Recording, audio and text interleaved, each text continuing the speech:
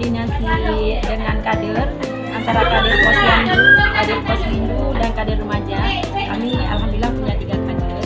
Jadi karena sering koordinasi dengan pimpinan termasuk dengan saya, alhamdulillah selama saya PJ ini memang program saya. Setidaknya saya tidak memberikan yang terbaik, tetapi saya ingin warga UNJ itu tersenyum bahagia.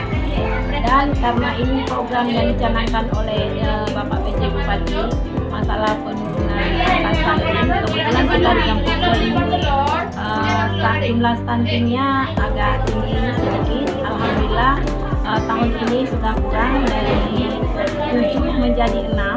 Alhamdulillah ada program, semoga ke depan bisa turun lagi dan bisa menjadi 5. Jadi salah satunya program kami dengan koordinasi dengan BD Desa. Jadi kami memberikan makanan berupa menu makanan dalam artian 4 sehat menjadi 5 sempurna. Ini diprogramkan untuk ibu hamil yang ada di Kampung Ulenji. Alhamdulillah, terima kasih kepada Ibu PJ pada tahun 2023 ini dianggarkan beserta persetujuan daripada lembaga maupun alhamdulillah mencapai lebih kurang 50 juta untuk anggaran Posyandu, Posmindu, termasuk pos remaja dan sabu dapur untuk anak-anak di desa Ulenji.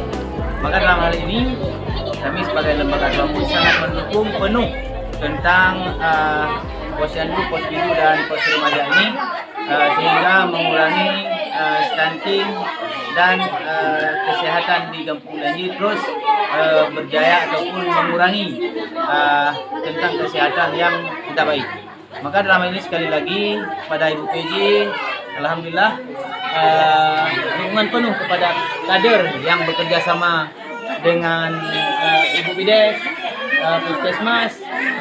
Alhamdulillah ini sangat sinergis. Insyaallah ke depan lebih maju lagi Posyandu di Kampung Ulenji. Demikian. Semoga program yang kita jalankan bersama ini alhamdulillah berjalan dengan lancar dan terus berkesinambungan sehingga jumlah angka stunting di Kampung Ulenji menjadi minim.